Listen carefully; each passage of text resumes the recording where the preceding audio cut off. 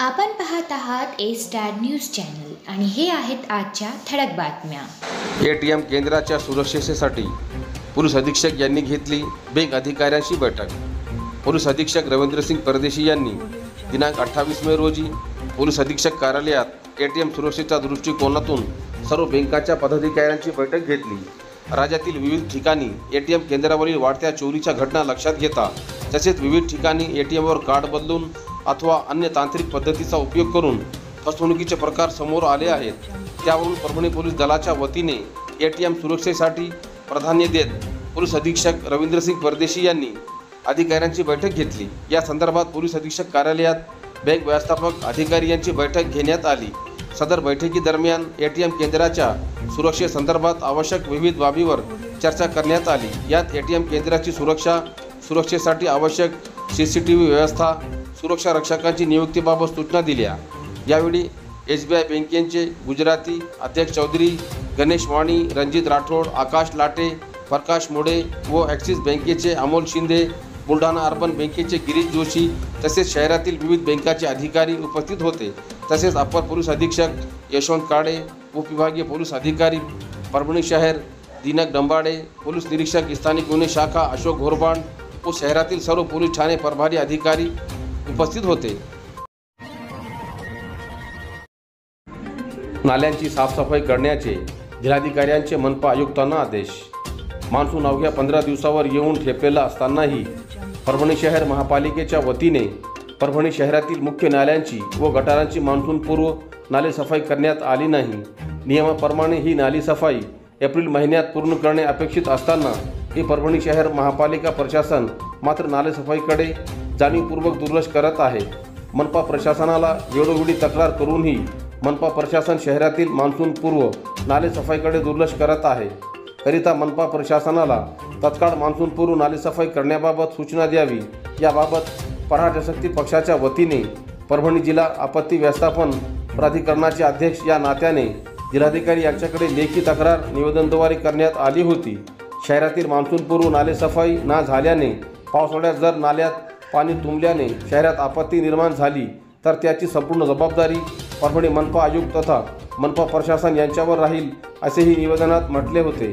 या तक्रारीची तत्काळ दखल घेत परभणी जिल्हा आपत्ती व्यवस्थापन प्राधिकरणाचे अध्यक्ष या नात्याने जिल्हाधिकारी रघुनाथ गावडे यांनी परभणी शहरातील मुख्य नाले व शहरातील इतर गटारांची तत्काळ मान्सूनपूर्व नालेसफाई करून केलेल्या नालेसफाईचा अहवाल तत्काळ जिल्हा आपत्ती व्यवस्थापन कार्यालयाकडे सादर करावा असा आदेश परभणी मनपा आयुक्तांना दिला आहे।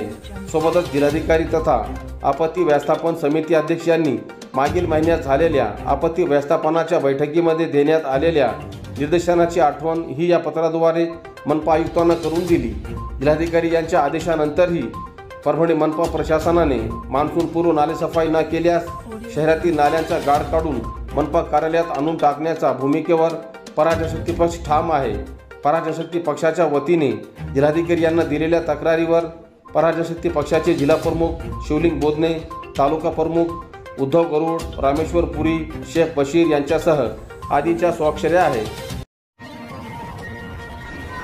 शेतकऱ्यांचे प्रलंबित प्रश्न मार्गी लावण्याची माजी आमदार विजय भांबळे यांची मागणी। जिंतूर सेलू तालुक्यात सन 2018 पासून असलेल्या अतिवृष्टी, सततचा पाऊस, पीक विमा, दुष्काळ या शेतकऱ्यांच्या व नागरिकांच्या प्रलंबित प्रश्नांच्या संदर्भात तत्काळ निर्णय घेण्यात यावा, अन्यथा राष्ट्रवादी काँग्रेस पार्टी जिंतूर व सेलूच्या वतीने तीव्र आंदोलन छेडण्यात येईल असा इशारा माजी आमदार विजय भांबळे यांनी जिल्हाधिकारी यांना सादर केलेल्या निवेदनाद्वारे दिला आहे। जिंतूर सेलू तालुक्यात मागील वर्षी 26 नोव्हेंबर 2023 या दिवशी मोठ्या प्रमाणात अतिवृष्टी झाली होती। या अतिवृष्टीमध्ये शेतकऱ्यांचे प्रचंड नुकसान झाले होते। तसेच खरीपातील पिके तूर, कापूस, हरभरा, गहू, ज्वारी, फळबाग इत्यादी पिकांचे नुकसान झाल्याने शेतकऱ्यांचे अतोनात आर्थिक नुकसान झाले होते। अतिवृष्टीमध्ये बाधित सर्व शेतकऱ्यांना तत्काळ मदत मंजूर करून वाटप करण्यात यावी अशी मागणी या निवेदनाद्वारे करण्यात आली आहे। तसेच सन 2022 मध्ये अतिवृष्टी व सततच्या पावसामुळे होणाऱ्या नुकसान भरपाईसाठी प्रति हेक्टरी 13,600 रुपये प्रमाणे देण्याबाबत शासन निर्णय झालेला होता, परंतु झालेल्या नुकसानपोटी शासनाने प्रति हेक्टरी 6,800 रुपये प्रमाणे मदत दिलेली आहे, ती संपूर्ण देण्यात यावी व जिंतूर तालुक्यात अतिवृष्टीने सततच्या पावसाने सरसकट 100% नुकसान झालेले असताना शासन काही मंडळातील मोजक्याच गावामध्ये अनुदान देत आहे। त्यासाठी सरसकट नुकसान असल्याने सर्वांना अनुदान देण्यात यावे।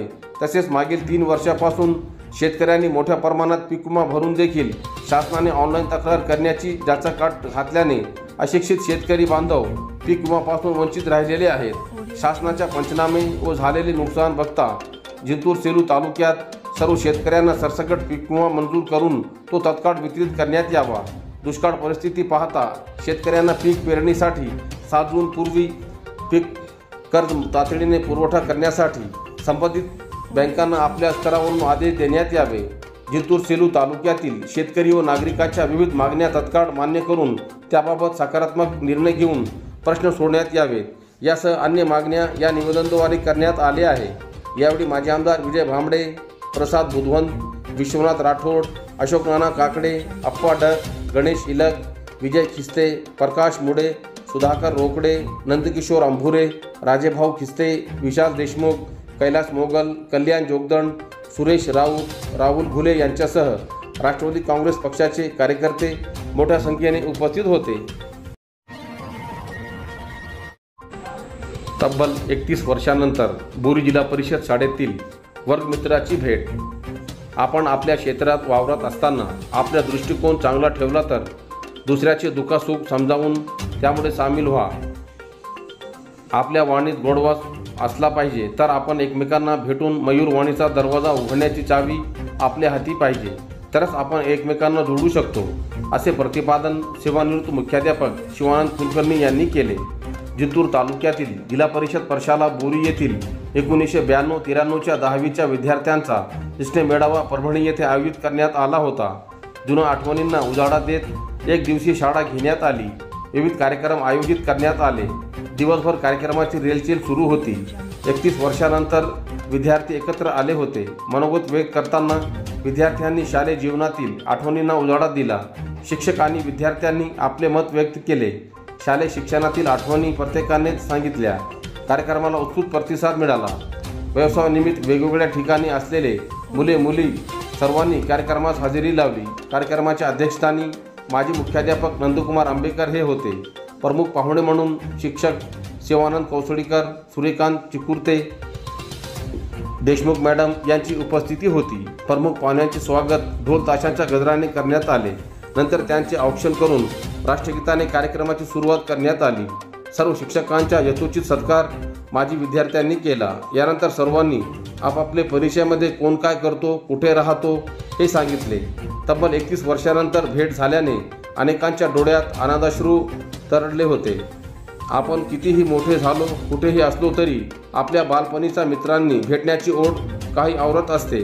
ज्या सवंगड्यासोबत आपण लहानाचे मोठे झालो त्या सर्वांना भेटण्याची आतुरता सगळ्यांनाच असल्याने स्नेह मेळाव्याचे साठी तब्बल 70 माजी विद्यार्थी आणि विद्यार्थिनी उपस्थित होते।